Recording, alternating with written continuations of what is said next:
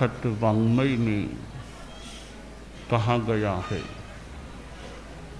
अयम साहसिओ भीमो दुत्थस्सो परिधावई जंसी गोयम आरूढ़ो कथम तेण न हीरसि। उत्तरध्ययनानि एक आगम है। हमारे आगम वाङ्मय में विभिन्न विषय प्राप्त होते हैं। अध्यात्म साधना तो मूल चीज है ही, और प्रसंगों के माध्यम से भी अध्यात्म की प्रेरणा प्राप्त की जा सकती है। आगमों में प्रसंग, घटना, प्रसंग जो भी प्राप्त होते हैं, और यह दुनिया क्या है इस दृष्टि से भी 6 द्रव्यों का वर्णन या उल्लेख आगम में मिलता है।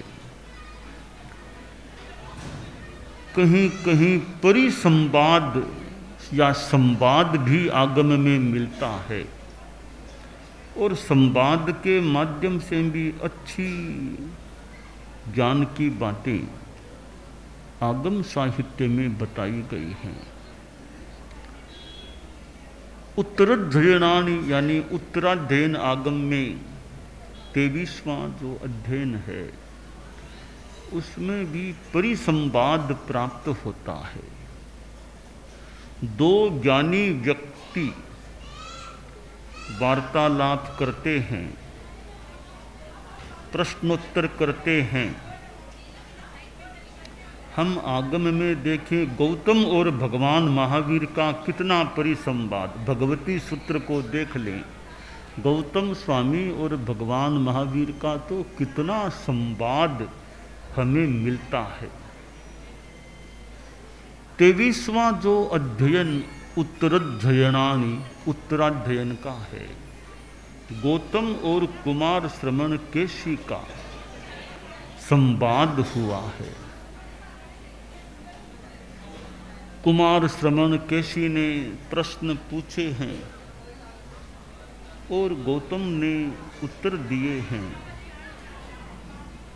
अब यह भी एक प्रश्न है कि क्या कुमार श्रवण केशी अनभिज्ञ थे क्या, जो गौतम से इतनी बातें पूछनी पड़ी। अनभिज्ञता न भी हो, परंतु कई बार कभी पूछने का प्रयोजन यह भी हो सकता है कि ये भी ज्ञानी है और मैं भी ज्ञानी हूँ, पर साथ वाले तो इतने ज्ञानी है नहीं। हम प्रश्नोत्तर के माध्यम से संवाद करेंगे, उस संवाद के द्वारा जो अनभिज्ञ हैं उनको कितना ज्ञान मिल सकेगा। तो एक संवाद का यह भी प्रयोजन हो सकता है। दोनों ही ज्ञानी है, कोई अनभिज्ञ नहीं है, पर आपस में बात करें तो हमारे शिष्य हैं, इनको अच्छी जानकारी मिल सके। और एक तो भी स्वयं के गुरु ने बता दिया, वो तो बढ़िया है ही है। दूसरे भी वही बात कह रहे हैं, वो बात और ज़्यादा पुष्ट हो सकती भी। हमारे गुरु तो कहते हैं, दूसरे गुरु भी यही बात कह रहे हैं। तो जो संवाद हुआ है, अनेक प्रश्न पूछे गए गौतम से और गौतम ने उत्तर दिए। दोनों महान व्यक्तित्व थे, मानो सूर्य और चंद्र विराजमान हो। चंद्र सूर्य समप्रभा, चंद्र और सूर्य विराजमान हो।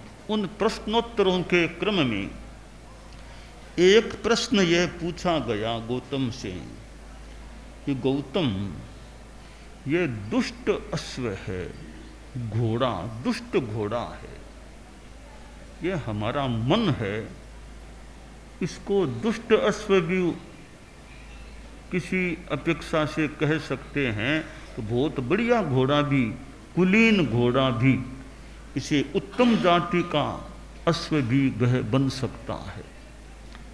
पर सामान्यतया आदमी का मन चंचलता में रहता है, कई बार बुरे विचार भी आ जाते हैं, तब यह घोड़ा दुष्ट हो जाता है।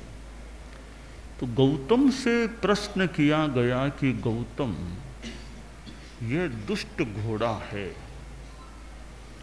और तुम इस घोड़े पर आरूढ़ हो, बैठे हुए हो, चढ़े हुए हो, तो यह घोड़ा तुमको उन्मार्ग में नहीं ले जाएगा क्या? उन्मार्ग में नहीं ले जाता है क्या? तुम तो दुष्ट अश्व इस मन रूपी दुष्ट घोड़े पर आरूढ़ हो, यह तुम्हें उन्मार्ग में नहीं ले जाता है क्या?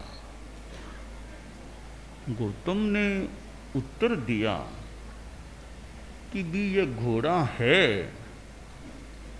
परंतु लगाम, मैं अपने लगाम से इसको कंट्रोल में रखता हूं। उत्तर दिया गया, पधावंतम निगिन्हामि सुय रस्सी समाहियम नमे गच्छई उम्मग्गम मग्गम च परिवज्जई तम सम्मम निगिन्नामि धम्म शिक्षाए कंथगम। कि कुमार श्रमण जी, ये घोड़ा जो है इस पर हम लोग बैठे हैं, मैं भी बैठा हूँ, मैंने एक काम कर लिया। ये घोड़ा है वैसा है, मैंने एक काम ये किया है कि श्रुत की लगाम से इसको कंट्रोल में, लगाम मेरे हाथ में रखता हूँ, ज्ञान रूपी लगाम, श्रुत रूपी लगाम, कि मेरे पास श्रुत है, ज्ञान है, उस लगाम से इस मन रूपी घोड़े को नियंत्रित रखता हूँ। इसलिए यह स्वेच्छा से मुझे कहीं नहीं ले जा सकता, जिधर मुझे जाना उधर ही यह ले जाता है। और यह दुष्ट अश्व आपने कहा है, मेरा जो यह घोड़ा है अब उत्तम जाति का बन गया है। क्यों बन गया? कि मैंने धर्म शिक्षा से इसको इतना मानो भावित कर लिया, इतना इसको अच्छा अभ्यस्त बना लिया। अब मेरे वाला ये जो घोड़ा है, मन रूपी घोड़ा, ये अब दुष्ट अश्व नहीं रहा, यह बहुत ऊंची जाति का, उत्तम जाति का अश्व बन गया है। यह उत्तम जाति का बन गया, अब यह कभी भी मुझे इधर उधर उन्मार्ग में नहीं ले जा सकता, नहीं ले जाता। कुमार श्रमण केशी बड़े ज्ञानी, इधर गौतम स्वामी भी ज्ञानी पुरुष, भगवान महावीर की परंपरा के गौतम स्वामी, भगवान पार्श्व की परंपरा के कुमार श्रमण केशी, दोनों ही तीर्थंकरों के मानो एक अच्छे विशिष्ट व्यक्तित्व। और कई बार बड़े बड़े व्यक्तियों का मिलना होता है, उस मिलन से भी एक वातावरण, माहौल भी अच्छा बन सकता है। और ज्ञान चर्चा हो तो आसपास सुनने वालों को भी बड़ी दिलचस्पी के साथ अच्छी जानकारियां भी मिल सकती हैं। हाँ, अगर ज्ञानी हों, अच्छे विचार वाले हों, दुराग्रही न हों, उदार हों, अच्छे हों, यथार्थ के पथ पर चलने वाले हों, ऐसे दो बड़े ज्ञानी पुरुष व्यक्ति मिलते हैं, फिर ज्ञान चर्चा होती है, तो वह ज्ञान चर्चा फिर यह ग्रंथ में आ जाती है। तो कितनी पीढ़ियों को आगे से आगे आज उत्तराध्ययन में ये जो संवाद है, अब कितना पुराना होगा। अब सीखने वाले साधु साधियाँ और जो पढ़ते हैं, तो वो जो संवाद है गौतम केशी का, कितनों को उससे ज्ञान मिल सकता है, कितनों को पथदर्शन मिल सकता है, प्रेरणा मिल सकती है, संशय का निवारण हो सकता है। अब कुमार श्रमण केशी और राजा प्रदेशी का भी जो संवाद रायपसेनियम आगम में मिलता है, वो संवाद भी कोई पढ़े तो आस्तिकवाद के संदर्भ में और नास्तिकवाद के संदर्भ में कितनी जानकारियां मिल सकती हैं। तो एक तरीका यह संवाद भी है कि संवाद करो, प्रश्न उत्तर, प्रश्न उत्तर। जिज्ञासा समाधान। जिज्ञासा ज्ञान जननी। जिज्ञासा यानी ज्ञातुमिच्छा जिज्ञासा, जानने की रुचि, जानने की इच्छा, वह जिज्ञासा होती है। जिज्ञासा होती है, फिर हम जानने का प्रयत्न करते हैं तो हमें ज्ञान मिल सकता है। जिज्ञासा है ही नहीं, ज्ञान की रुचि है ही नहीं, पढ़ने की रुचि है ही नहीं, तो कितना क्या ज्ञान मिले। तो जिसका मन जिज्ञासु होता है, इसका मतलब उस आदमी में कुछ है तो सही, वरना जिज्ञासा भी नहीं हो। तो जिज्ञासा है, प्रश्न है, और अच्छा ग्राहक व्यक्ति है, ग्रहणशील है, दुराग्रही नहीं है। तो जिज्ञासु व्यक्ति जिज्ञासा करता है, और योग्य कोई उत्तरदाता, समाधानदाता हो तो जिज्ञासु की जिज्ञासा समाहित हो सकती है और जानकारी प्राप्त हो सकती है। मन के संदर्भ में जो ये जिज्ञासा और समाधान या उत्तर हुआ है कि मन एक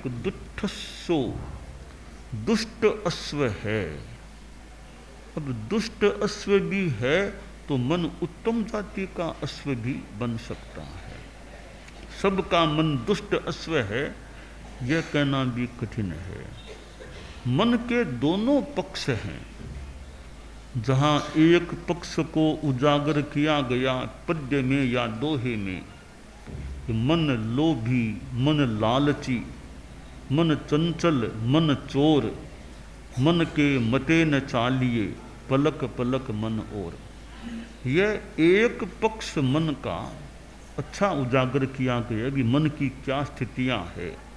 और बहुत लोगों में चंचलता तो मन की हो सकती है, और लोभ की भावना भी मन में जागती है। मन कभी यह बात, फिर मन वहाँ से वहाँ चला गया। कभी मन में यह काम करूं, 2 घंटा बाद नहीं वो काम करूं, नहीं वो काम करूं। ये मन टिकता नहीं, यानी नई वो एक ठीक है। कई बार यह भी कि जब और नई बात कोई ध्यान में आ गई तो पुरानी चीज़ को छोड़ के और नई बात, वो कोई इतनी बुरी बात नहीं है कि भाई आपको लगा कि मुझे तो कपड़े का बिजनेस करना है, उदयपुर में करना है। बाद में आपको और जानकारी मिली उदयपुर की अपेक्षा तो अहमदाबाद ठीक रहेगा, तो आपने वो निश्चय छोड़ दिया, दूसरा निश्चय। तो यह कोई बुरी बात नहीं है। यह तो जो नई मिले तो अच्छी नई मिले तो कम अच्छी पुरानी को छोड़ दे, ज़्यादा अच्छी नई को आदमी ले ले। यह मन की जो स्थिति कोई मेरे ख्याल में खराब नहीं है। वो तो विचार है, नया नया कोई ज्ञान मिले, जानकारियाँ मिले तो आदमी अपने विचार को परिवर्तित भी कर सकता है। हमारे मन की चंचलता एक यह है, 5 मिनट भी हम नवकार का जप भी करते हैं, 5 मिनट भी मन जमकर नहीं रहता। 5 मिनट में 5 विचार आ जाते हैं, और ज़्यादा आ जाते हैं। यह मन की चंचलता थोड़ी सी हमारे लिए अवांछनीय हो सकती है। बाकी कई बार मान लो विचार तो आ गए, पता नहीं कौन सा बढ़िया विचार कब आ जाए कि हम मान लो माला में भी बैठे हैं, ठीक है, मन में कोई विचार आ गया, आप माला फेरने के लिए बैठे थे, माला जप रहे थे, अब बीच में विचार आ गया, रे आज तो उपवास कर लूँ तो बढ़िया है। फिर तो रहे थे माला, बीच में मन में आ गया, अरे आज तो उपवास कर लूँ, तेरस है, शुद्धि तेरस है, भिक्षु स्वामी की तेरस है, तो आज तो उपवास का मन हो गया और आपने माला पूरी की, परिवार में थोड़ी सी बात की, उपवास का प्रत्याख्यान ले लिया। तो हालांकि विचार तो माला के बीच में आया, फिर विचार तो बढ़िया आ गया ना, उपवास हो गया आपके, विचार नहीं आता उपवास शायद नहीं भी करते। तो ये विचार आना कई बार बढ़िया भी होता है। बढ़िया विचार कभी आ जाए तो वो बढ़िया काम भी हो सकता है। सामायिक में बैठे हैं, सामायिक में आप व्याख्यान सुन रहे हैं मान लो, पर मन में कोई विचार आ गया कि भाई अब ये आचार्य भिक्षु का वर्ष है, इस बार तो मुझे हर शुक्ला तेरस को उपवास करना चाहिए, हर महीने करना है। विचार आ गया, विचार तो बीच में आया, व्याख्यान सुनते सुनते तो आपने फिर क्रम शुरू कर दिया हर शुक्ला तेरस को उपवास करना, तो वो विचार बीच में आया, वो भी आपके लिए कल्याणकारी सिद्ध हो सकता है। इसलिए विचार दो प्रकार के हो जाते हैं, एक दुर्विचार, एक सुविचार। दुर्विचार आते हैं वो आत्मा को मलिन करने वाले भी बन सकते हैं, पर सुविचार आ जाते हैं तो कई बार वे सुविचार तो बहुत काम के हो सकते हैं। तो यह मन की जो चंचलता है वो कुछ संदर्भों में तो चंचलता थोड़ी थोड़ी काम की हो जाती है कि हमें कोई अच्छा एक मार्ग दिख सकता है। तो मन की चंचलता से हमें परेशान नहीं होना चाहिए कि बहुत विचार आ गए, बहुत आ गए तो आ गए, बस परीक्षा करो। मन में लगे विचार आया, तत्काल परीक्षा कर लें क्या विचार आ गया।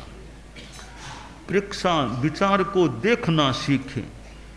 तो यह हमारे मन में जो विचार की स्थिति है, हम देखने का प्रयास करें और मन में संकल्प कर लें अभी मुझे जप में रहना, कोई अनावश्यक विचार न आ जाए। तो प्रयास करते हैं तो हमारे मन की चंचलता कम भी हो सकती है। और बीच बीच में कभी बढ़िया कोई विचार आ गया तो एक बार उस पर ज़्यादा ध्यान न दें, बाद में माला आदि हो, अब सोचें भी वो विचार मन में उठा था, बहुत बढ़िया बात मन में आ गई कि मुझे यह धार्मिक काम करना चाहिए। कभी कभी हम बैठे हैं, हमें ऐसा कोई समाधान, बैठे बैठे माला करते करते भी कोई समाधान, अरे उस समस्या का तो यह समाधान बढ़िया हो, तो माला फेरते फेरते ध्यान करते करते भी कोई अच्छा समाधान भी तात्विक बात का, इस तत्व ज्ञान की बात का यह समाधान हो सकता है। यूँ अच्छी एक उपज, अच्छा समाधान भी हमें कई बार मन से या भीतर से प्राप्त हो सकता है, परंतु दुर्विचार न आए। हिंसा, झूठ, चोरी आदि आदि परिग्रह, ये खराब विचार जो अवांछनीय हों वे मन में न आए, और आने लगे तो थोड़ा नौकार का जप कर लें और कोई बढ़िया पाठ कर लें, भी ये विचार मन में घोषणा कर दें, ये बुरे विचार मेरे नहीं माने जाएं, ये विचार मेरे नहीं, मेरा कोई इसको समर्थन नहीं है। तो मन में ही घोषणा कर दें बुरा विचार आया है, यह इस विचार को मेरा कोई समर्थन नहीं है। वापिस अपने मन को अच्छी चीज में लगाने का हम प्रयास कर लें। तो गौतम ने जो बताया कि ये घोड़ा जो है उसको मैंने उत्तम जाति का बना लिया है। कैसे बना लिया? धर्म शिक्षा के द्वारा अपने मन को आगम धर्म की शिक्षाओं से मानो भावित कर लिया। अब यह मेरा मन रूपी घोड़ा उत्तम जाति का घोड़ा बन गया है।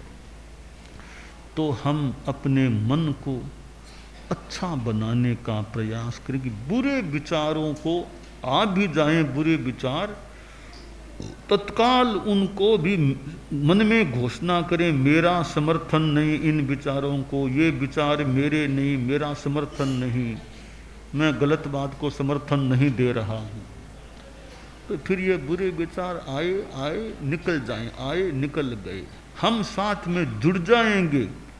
बुरे विचार के साथ हम बहने लगे, हम जुड़ गए, वो बढ़िया नहीं। विचार अलग है, मैं अलग हूँ। तो हम ध्यान करते हैं, कर सकते हैं, प्रेक्षा ध्यान है, अच्छी पद्धति का जो भी ध्यान हो, कि मन की अनावश्यक चंचलता न रहे, मन में मलिनता न रहे, मलिनता न रहे, गंदे विचार न आए, तो मन अच्छा रहे तो आदमी सुमन बन जाएगा। मन खराब विचारों वाला आदमी दुर्मनाहा, दुर्मन हो जाएगा।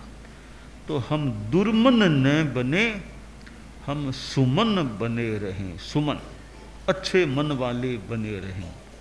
और मन अच्छा रहे, वाणी भी अच्छी रहे, कि वाणी से भी कटु बोलने से बचें, वाणी से फालतू झूठ बोलने से बचें, बोलें तो अच्छा बोलें, तो हमारी वाणी भी सुवाणी, सुवाक बन सकती है।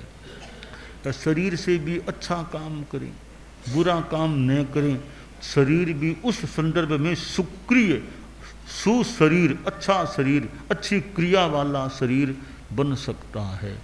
तो यह शास्त्र में जो मन के बारे में आया है और गौतम ने जो बताया, श्रुत रश्मि से, श्रुत की लगाम से मैंने इस मन रूपी घोड़े को नियंत्रित कर रखा है और धर्म शिक्षा से इसको उत्तम जाति का बना दिया है।